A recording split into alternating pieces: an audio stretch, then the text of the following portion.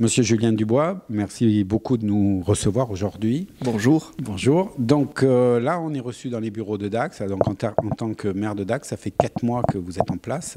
Je dirais, comment ça se passe? Écoutez, la mise en place c'est très bien effectué avec un rythme bien évidemment effréné, puisque les premières semaines, les premiers mois, en tout cas c'est comme ça que je le conçois, ont servi et ont été mis à profit pour recevoir le maximum d'acteurs de la ville afin de prendre les premiers contacts avec eux, de cerner avec eux leurs besoins, qu'ils soient du milieu social, économique, institutionnel, afin que nous puissions nous mettre en place et commencer à trancher sur les premiers dossiers. Ces premières semaines servent aussi à se mettre en place avec une administration qui a son fonctionnement, à cadrer les relations entre élus et membres des services, afin que tout fonctionne de la manière la plus rapide possible et la plus huilée possible. Alors justement, quand vous sortez du monde de l'entreprise avec des codes et des règles qui sont légèrement, ou je sais pas, légèrement beaucoup différentes qu'une administration. Je dirais que le point commun à toute organisation, que ce soit celle d'une entreprise ou d'une collectivité, c'est l'humain. C'est comment on arrive à faire partager un projet par le plus grand nombre de personnes afin que tout le monde soit mobilisé pour atteindre ses objectifs et faire que ce projet soit mis en place. Donc que ce soit dans une entreprise, une association ou une collectivité, c'est la même chose. Après, effectivement, il y a des règles de fonctionnement et une pesanteur, peut-être une inertie qui est peut-être un peu plus forte dans une collectivité, parce que aussi le nombre de personnes et d'agents est important, et c'est surtout ça que nous travaillons afin qu'encore une fois, le fonctionnement soit le plus efficace possible.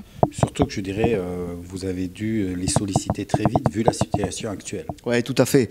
Il y a d'une part tout le programme que nous souhaitons mettre en place, et puis il y a, je crois qu'on va y revenir plus en détail après, mais cette crise qui est la plus importante, pour parler clairement, depuis l'après-guerre, qui nous incite à agir rapidement sur des secteurs bien particuliers, afin que, encore une fois, à côté des projets structurants que nous souhaitons mettre en place, nous soyons là pour accompagner les différents acteurs de la ville et de l'agglomération, bien évidemment, pour qu'ils arrivent à vivre au mieux la situation bien particulière qui nous est imposée et que nous sortions de cette crise renforcée pour pouvoir mettre en place les solutions qui permettront à tout le monde de continuer son activité.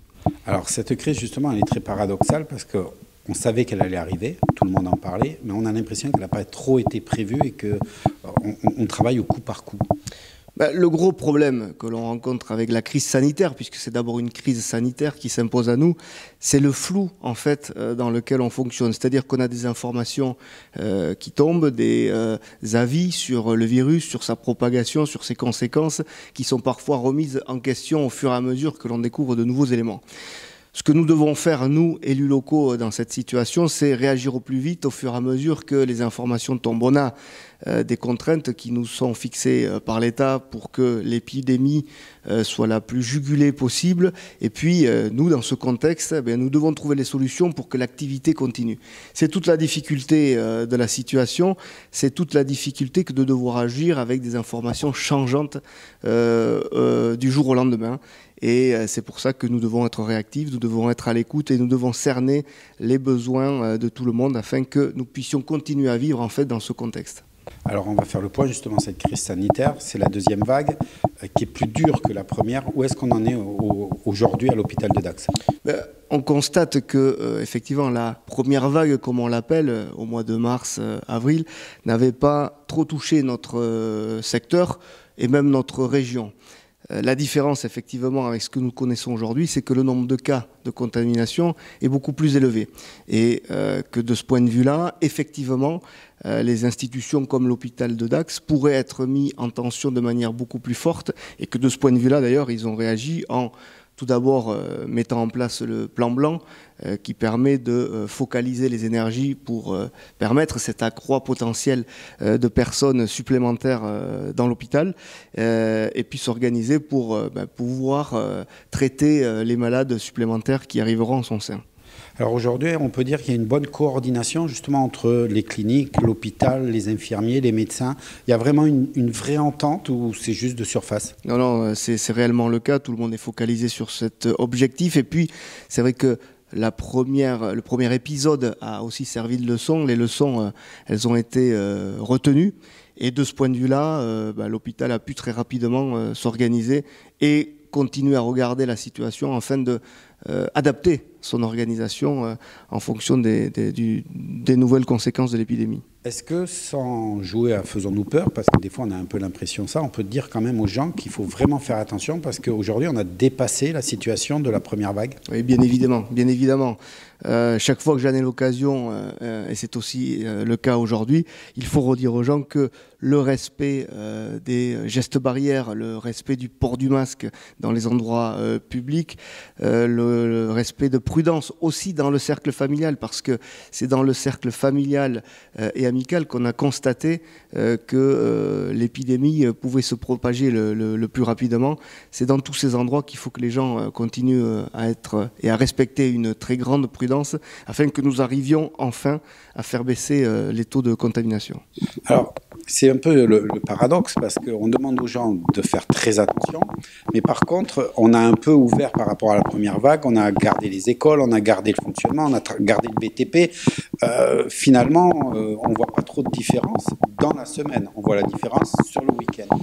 C'est toute la difficulté de fonctionner sur une ligne de crête, en fait, comme je l'ai décrite. On a d'un côté l'importance sanitaire, il faut tout faire pour que cette épidémie arrête de se propager dans les proportions importantes que l'on connaît, mais il faut aussi qu'à côté, la vie, notamment la vie économique, puisse continuer. C'est dans ce sens, effectivement, que les crèches, les écoles ont continué à fonctionner pour que les parents des enfants puissent eux aussi maintenir leur activité économique. À côté de cela, bien évidemment, on a toutes les procédures qui permettent de continuer à travailler dans des conditions sanitaires importantes. Il y a le télétravail et puis il y a l'adaptation du travail sur tous les lieux dans lesquels les personnes peuvent continuer leur activité. Alors je sais que la ville de Dax et le Grand Dax, parce qu'on va parler un peu des deux, vous avez pris des mesures très concrètes. En quelques mots, est-ce que vous pouvez nous dire justement comment vous intervenez directement dans le quotidien des gens? Alors, il y a eu, bien évidemment, dans un premier temps, toute la réorganisation du travail des agents. Réorganisation qui devait se faire à l'aune d'un grand principe qui est celle de la continuité des services publics proposés à la population. Je souhaitais que tous les services publics qui continuent en fait aux personnes de continuer à vivre et de maintenir leur activité perdurent. C'est-à-dire que l'accueil en mairie et à l'agglomération, les services de la vie quotidienne comme l'état civil, comme le service urbanisme, comme le service du développement économique devaient continuer leur activité parce que le fait que les services publics continuent permet, encore une fois, à toute la population de continuer à fonctionner. Ça a été le premier principe qui a été suivi et pour lequel d'ailleurs les agents ont très bien réagi, ont très bien mis en place les procédures qui permettaient la continuité de ces activités.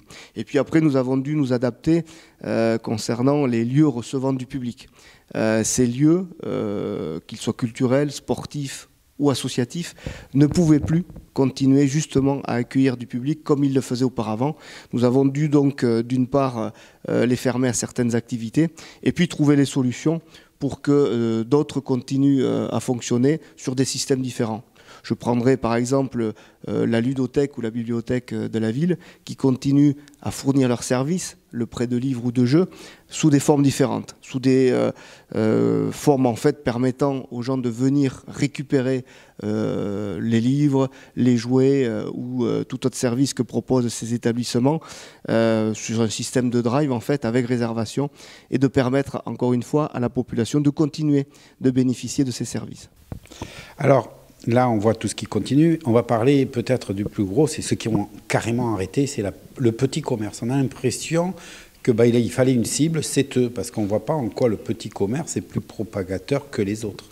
Exactement. Ce qui a pu paraître surprenant, voire choquant au début, quand les décisions ont été prises, c'est qu'on considérait que le virus circulait moins, en gros, dans une grande surface, qui pouvait continuer à vendre tous les produits qu'elle vend en longueur d'année, que ce virus circulerait plus dans ces grandes surfaces que dans des commerces de proximité qui avaient mis en place toutes les procédures qui permettaient de venir acheter chez eux sans risque. Et c'est vrai que je m'en suis ému auprès des services de l'État et de leurs représentants locaux, et que j'ai relayé effectivement auprès des parlementaires aussi toutes ces interrogations. Alors effectivement, il y a eu du coup des décisions différentes qui ont été prises au niveau national, et notamment l'interdiction, pour que tout le monde soit sur le même pied d'égalité, de continuer à vendre les produits qui n'étaient pas jugés de première nécessité dans les grandes surfaces.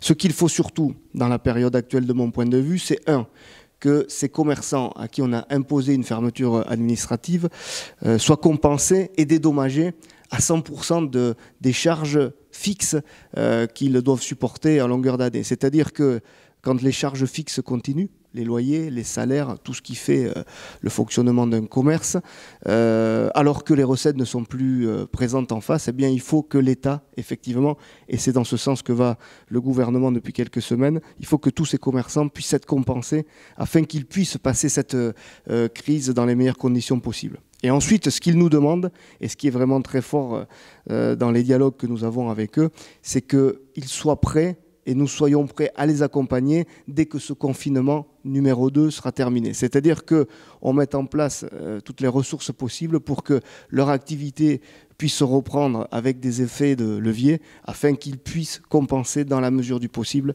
le manque d'activité qu'ils connaissent actuellement. Pour beaucoup de ces commerces, Noël est une grosse partie aussi. Or, si les infos qui circulent, Noël va être encore en confinement ou très près du confinement. Comment on va faire? Exactement. On a encore des interrogations sur les fêtes de Noël qui, bien évidemment, constituent et génèrent une grosse partie du chiffre d'affaires annuel de toutes ces entreprises.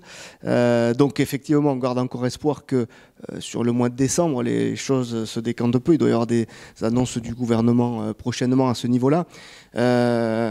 Donc on a espoir que ces commerces puissent rouvrir pour les achats de fin d'année. Moi, tout ce que je peux dire, c'est qu'il faut attendre. Il faut attendre que ces commerces puissent rouvrir pour faire tous ces achats-là. Il ne faut pas tomber dans la facilité qui consisterait à aller acheter sur Internet, parce que toute l'offre sera disponible, je l'espère, localement prochainement, et que tout le monde aura le temps de consommer dans notre centre-ville ou ailleurs dans la ville de Dax. La deuxième très touchée, ce sont toutes les associations culturelles, sportives. Là, comment on peut intervenir, comment vous pouvez participer avec eux à ce problème, parce qu'il n'y a plus personne, il y a aussi des frais. Voilà. Alors sur les associations, le phénomène est un peu différent parce que d'une part, de ce qu'ils me disent, c'est vrai qu'ils ont eu des charges moins importantes aussi, puisqu'il y a des actions qu'ils n'ont pas eu à mener. Et de l'autre côté, effectivement, il y a le fonctionnement quotidien qui, lui, génère son lot de frais de fonctionnement fixes. Ce que nous attendons, c'est de voir avec eux, effectivement, d'avoir un état des lieux précis à la fin de l'année sur leur situation, et avec les services et les adjoints et les élus en charge de ces sujets, nous les rencontrerons individuellement de faire un point précis avec eux. Mais la grosse crainte qu'ils ont aussi, c'est la perte de mobilisation de leur bénévolat.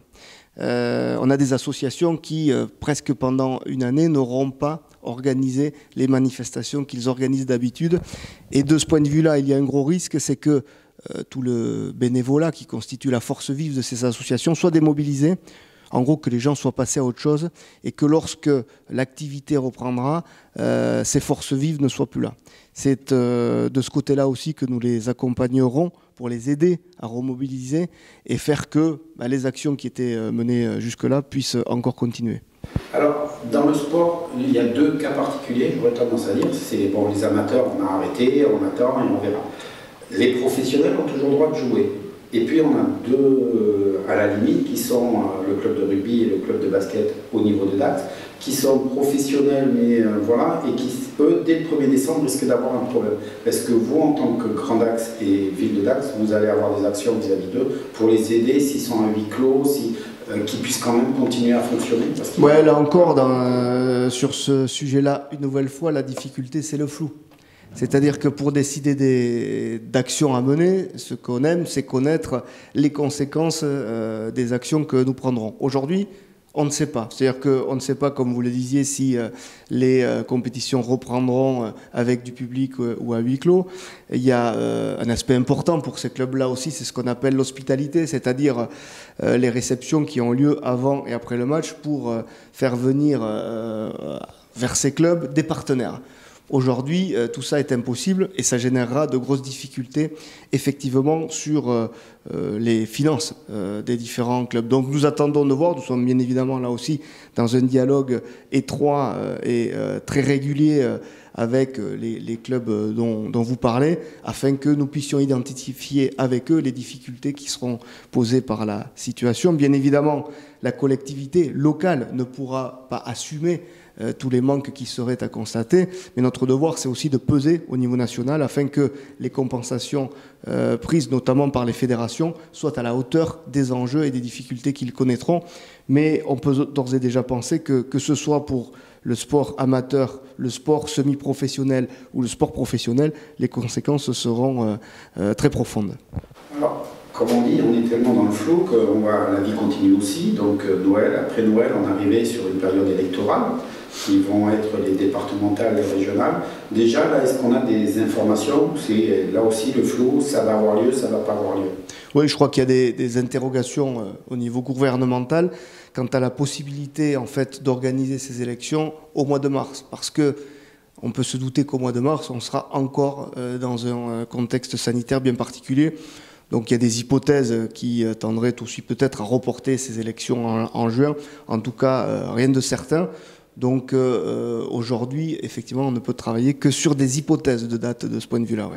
Alors en parlant d'hypothèses, vous avez pris la mairie de Dax, vous avez pris le Grand Dax, donc est-ce que vous allez dans votre continuité prendre le département? Alors aujourd'hui, comme vous vous en doutez, rien n'est décidé. Et puis c'est vrai qu'on est focalisé sur des actions liées à la crise sans précédent que nous connaissons, qui sont bien à côté de ces considérations électorales. Bien évidemment, je ne me cacherai pas derrière mon petit doigt pour vous dire que oui, des discussions sont en cours au sein de ma famille politique afin de tout faire pour que les candidatures soient unies pour que les chances de remporter les élections dont vous parlez soient maximales. Donc oui, des discussions sont en cours, mais bien évidemment, elles ne sont pas abouties au point de déterminer les candidatures aujourd'hui dans les cantons ou au niveau départemental pour les élections régionales. On arrive à la fin de cet entretien, merci beaucoup. Alors, qu'est-ce que vous auriez envie de dire aujourd'hui aux Dacois et aux gens qui habitent sur le Grand Dax pour finir cet entretien? Leur dire que c'est avec beaucoup de satisfaction et de passion que j'accomplis mon mandat depuis qu'ils m'ont fait confiance lors des différentes élections qui sont succédées cette année. C'est vraiment pour moi quelque chose de passionnant, de très prenant, qui mobilise beaucoup d'énergie, mais j'y suis à plus de 100% au quotidien et ils peuvent être assurés que je suis là à leur côté pour prendre les décisions qui s'imposent et qui feront que tous ensemble, nous sortirons par le haut de la situation que nous connaissons aujourd'hui. Toute l'équipe, les équipes qui m'entourent sont mobilisées et c'est vraiment une grande satisfaction de travailler au quotidien avec eux et au service des Dacoises, des Dacois et des Grands Dacois. Merci beaucoup. Merci à vous.